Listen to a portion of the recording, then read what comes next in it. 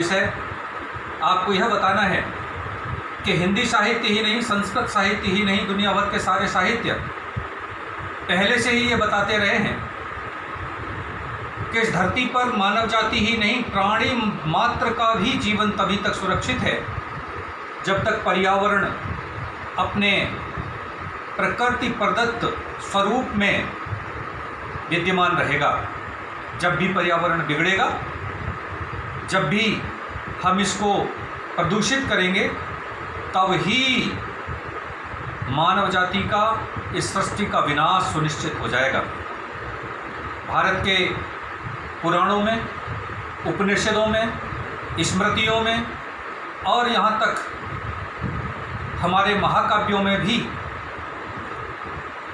स्थान स्थान पर इस बात की चर्चा की गई है कि मानव को किस प्रकार पर्यावरण का संरक्षण करना चाहिए, नदियों का संरक्षण करना चाहिए, वायु का संरक्षण करना चाहिए।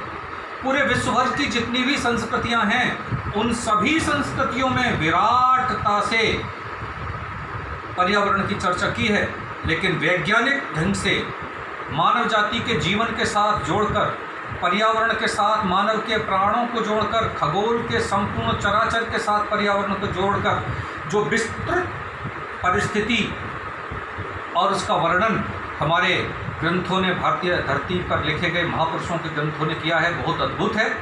छोटा छोटा ध्यान आप जब जाता है, हम अक्सर अपने घरों में पूजा करते हैं, पाठ करते हैं, हम अक्सर उन पर मंत्रोच्चारण सुनते हैं, हम अक्सर सुनते हैं कि जितने भी हमारे देवता हैं, चाहे वो जल देवता है, चाहे वो वायु देवता है, चाहे वो अग्नि देवता है, जितने भी देवता हैं, उन सब देवताओं के प्रति हम नतमस्तक होते हैं।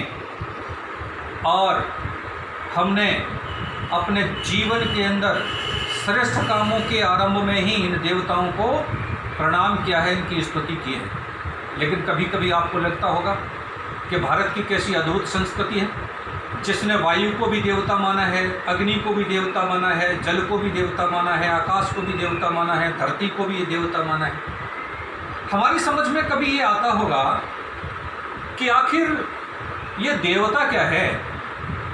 कुछ लोगों का मानना है कि देवता भगवान होता है, कुछ लोगों का मानना है कि देवता हमारे इच्छाओं को पूर्ति करने वाले हमारे साधन होते हैं।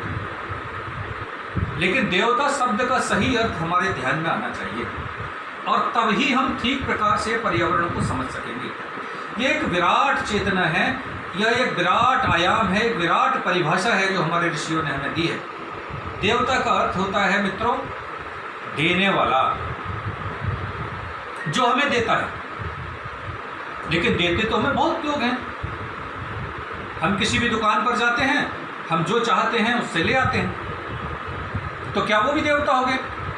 बिल्कुल नहीं। यहाँ देवताओं की जो विराट परिकल्पना है, उसमें साफ साफ ये कहा गया है कि देवता उसे कहते हैं जो केवल देता हो, निस्वार्थ भाव से देता हो, समर्पण भाव से देता हो, लेकिन उसके बदले में, उसके प्रतिरूप में हमसे कुछ नहीं लेता हो, वह देवता है।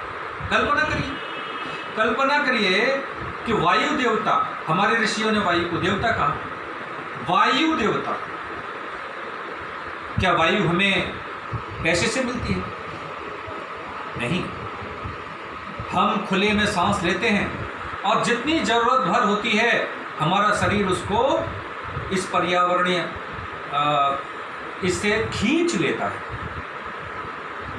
और हम ही नहीं, इस वायु तत्व से चराचर जीवित है, प्राणवंत है।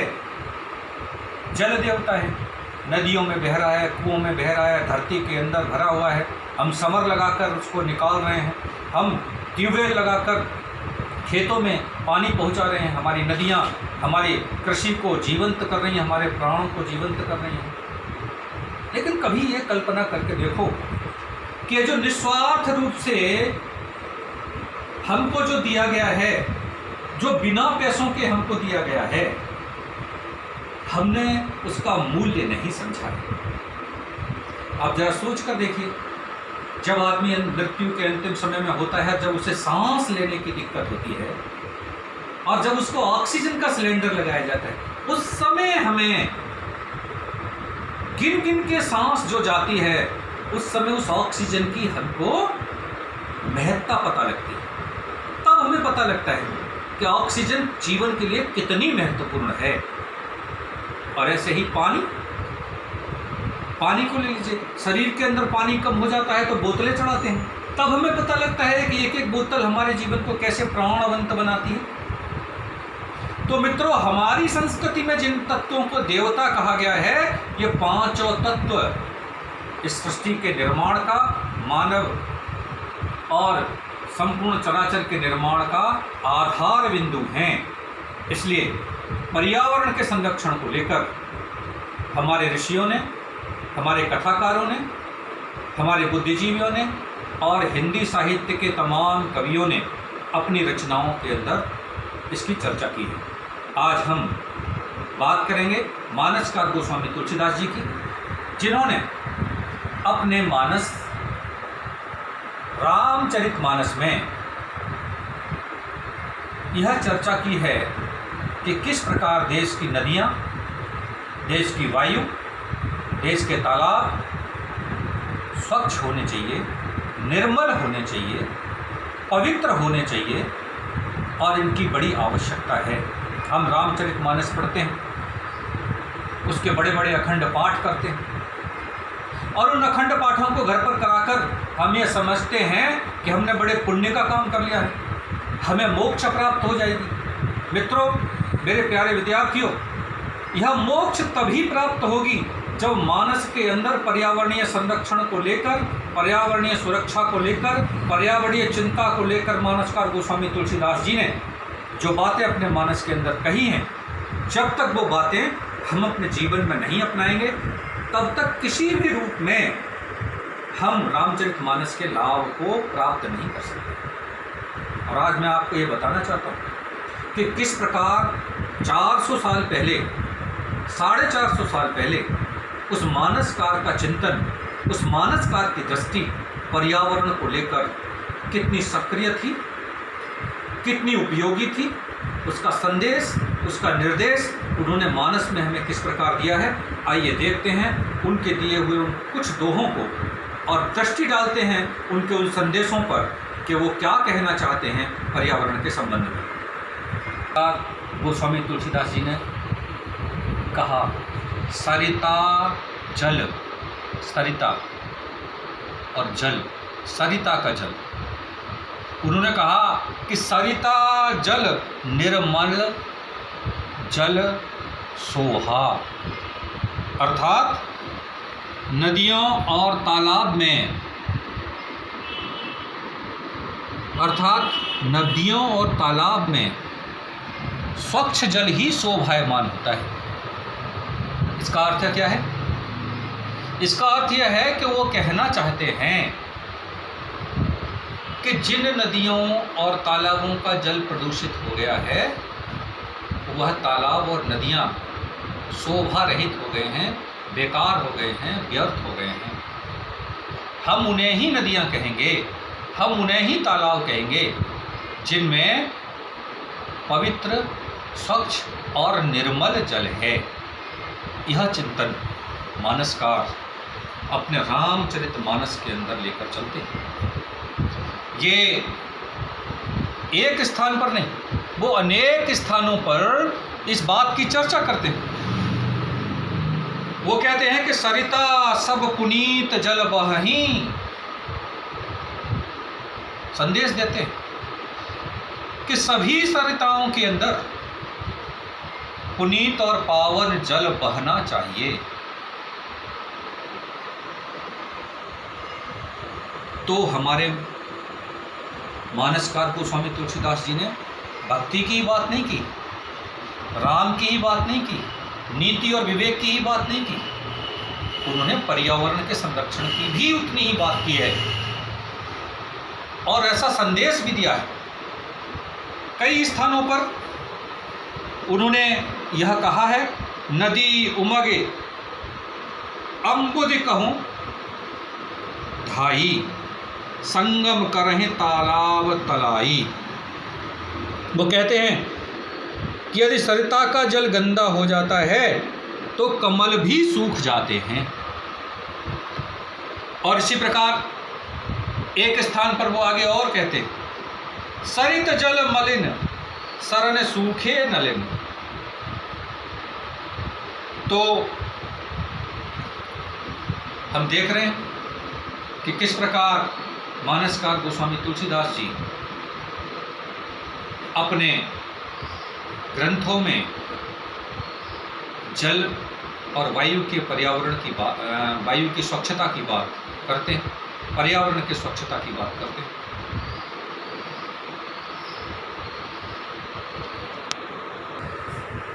मानसकार गोस्वामी तुलसीदास जी अपनी विनय पत्रिका में एक स्थान पर चर्चा करते हैं हमारे भारत की नदी और एक बड़ी और पवित्र नदी यमुना की। वो चर्चा करते हैं कि यमुना में जब जल पूर्ण होगा, बढ़ेगा, तभी यमुना शोभायमान होगी। अर्थात क्या कहना चाहते हैं मानसकार? मानसकार कहना चाहते हैं कि नदियों के अंदर जल की परिपूर्णता होनी चाहिए। यदि नदियों का जल घटेगा, उनका फ्लो कम होगा, उनका बहाव कम होगा, तो नदियाँ गंदी हो जाएंगी। और हम सब देख रहे हैं कि जिस यमुना की बात 500 साल पहले मानसकार गोस्वामी तुलसीदास जी ने की, और अगर यमुना के अंदर पानी उसी तरह बढ़ा रहा होता तो आज यमुना जितनी प्रदूषित हो गई है वो नहीं होती। और उसके प्रदूषण के उसके दूषित होने के पीछे का कारण क्या है? उसके दूषित होने के पीछे का कारण यही है कि उसके अंदर जल का बहाव, प्रवाह कम हो गया। तो यह एक बड़ी महत्वपूर्ण बात है, एक सूक्ष्म बात है जो मानसकार गोस्वामी तुलसीदास जी ने नदियों के संबंध में देखी, सुनी और समझी है। और विनय पत्रिका में ही नहीं, गीतावली में भी मानसकार गोस्वामी तुलसीदास जी लिखते हैं कि जब भगवान श्री राम का चित्रकूट में आगमन होता है और प्रभु श्री राम वहाँ पर निवास करने लगते हैं, तो चित्रकूट के चारों ओर सारा का सारा पर्यावरण खिल उठता है, महक उठता है। क्यों? क्योंकि राम की दृष्टि भी पर्यावरण के प्रति वही दृष्टि थी जिसकी चर्चा हमारे पुराणों ने, उपनिषदों ने की है, अर्थात पर्यावरण को बढ़ाना।